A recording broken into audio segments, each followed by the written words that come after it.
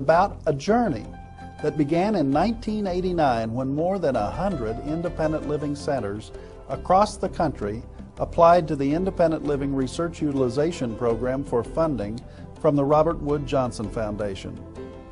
The independent living centers featured in this program were awarded grant money based on their innovative ideas for improving service systems for people with disabilities.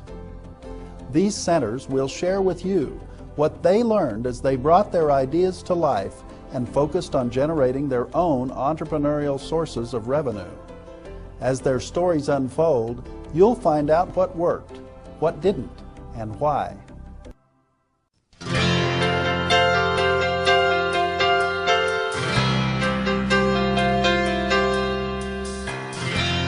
What does a Center for Independent Living based in Ann Arbor, Michigan do with grant money provided by the largest healthcare philanthropic foundation in the nation? Plenty. The center focused on creating entrepreneurial programs as revenue producers so they could become more independent of private and government funding sources. These diverse programs include a Community Development Corporation and Small Business Development Center to create small business opportunities for people with disabilities, an Independent Living Coach and Advocate Service to coordinate independent living case management services, a corporation called Independent Living Plus to operate a for-profit durable medical goods subsidiary in partnership with Home Care of Michigan, and an ADA consulting and training service called ADA in Action that also publishes a monthly newsletter. But surprisingly, the key message that the Ann Arbor Center for Independent Living can share is not so much what the center did with the grant money, it's what receiving the grant money did to the center. Receiving grant funding caused the center to look at their organization and role in the community with a fresh perspective.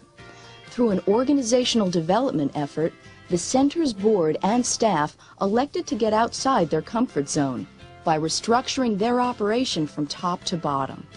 This triggered a shift in roles and responsibilities and accelerated change.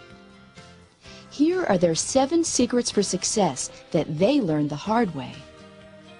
Secret number 1, establish a business model for your entrepreneurial ventures. Our new philosophy is independence through economic integration.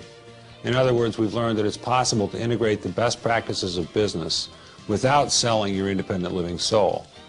Secret number 2, be prepared for changes on many levels.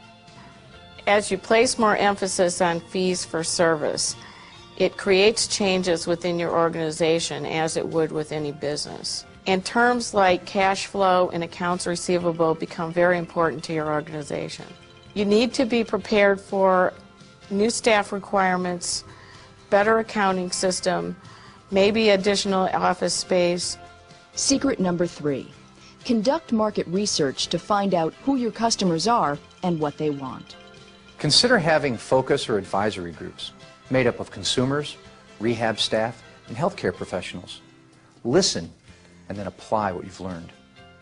Secret number 4, develop a strategic marketing plan.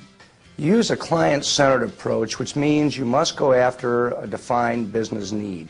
You can't expect the business to come to you just because you have a noble cause.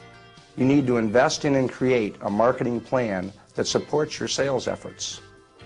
Secret number 5, recruit staff who have an entrepreneurial spirit. It is really worth the extra time and effort to recruit staff members who are not only disabled themselves, but who have a business orientation and entrepreneurial experience. Secret number 6, collaborate with people in business, government, and healthcare. We've learned that we can collaborate with others without compromising our independent living values. Sometimes it's been an uphill struggle, but as healthcare coaches and advocates, we are gaining recognition and respect. Secret number 7, expand your view of your customers and your prospective customers. Once you expand your views of who your customers are, all kinds of possibilities present themselves.